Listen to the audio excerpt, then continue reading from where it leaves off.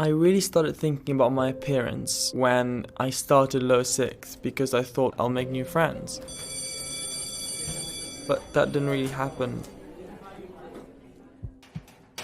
Do I look good? Or maybe I don't look good. Or maybe that's why they didn't talk to me yesterday. Maybe they're not going to talk to me today because I have an infection. The more I saw that I wasn't really making friends in the months that went by, the more the thoughts intensified. And the more I thought, well, they definitely must not like me because I'm ugly. I'm ugly. Features of my face felt really distorted. It's almost like when you look at an object for too long, or when you say a word too many times, it really feels wrong or looks wrong, and that's what my face felt like. The more I looked in the mirror, the more I could find something wrong with it. I would just inspect my face. I would just spend minutes and minutes and minutes, 20, 30 minutes looking at my face and obsessing over every single detail. Even if I had a scratch, to me it would be humongous. Even though to my mom or my friends it would be like seeing a normal teenager, to me it would be like seeing sort of an abnormality and something like an abomination in some way. I started putting more and more and more makeup on. The best description would be like a Ken doll, because my face was really one color and it kind of looked like plastic. Even with all that makeup, even with all that reassurance from mom, I still remember feeling incredibly bad and incredibly ugly. It was just devastating. Throughout the school day, I would just ask for toilet breaks.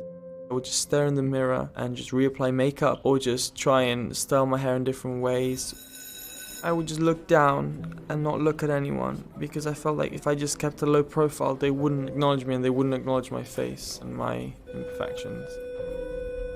Eventually, I had to stop going to school. It was too many interactions, too many people. On the journey there, on the journey back, it was just too much for me. That wasn't enough. So I just had to start wearing a hat and a scarf or a balaclava on some days, so that my face would be completely covered, only my eyes would be visible. I really loathed the way I looked. Even briefly looking at myself became too much, and so mum had to unmount the mirror from the wall.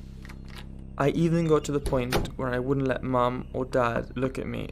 I would eat on my own. I would just avoid any contact with people. On some days, I just couldn't get out of bed the whole day. I just felt really powerless to change the way I looked. I just felt so ugly, so disgusting, that the only way to stop feeling like that was just to stop feeling anything at all. That really put a lot of stress on mum and dad. They didn't know how to help, they didn't know what to do. I didn't really know about BDD myself, but mum was the one that really helped me realize what it was.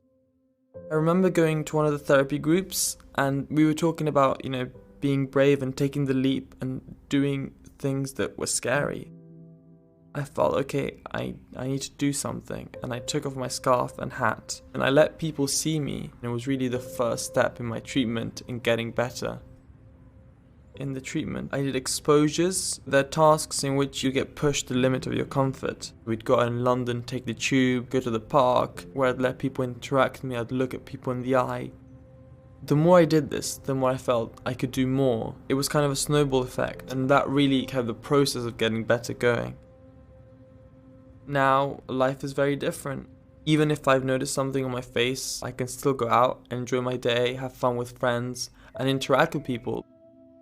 You have to really compartmentalize your illness and separate it from yourself. It's not who you are, the illness. It's just something that's trying to take over you, but you can fight it.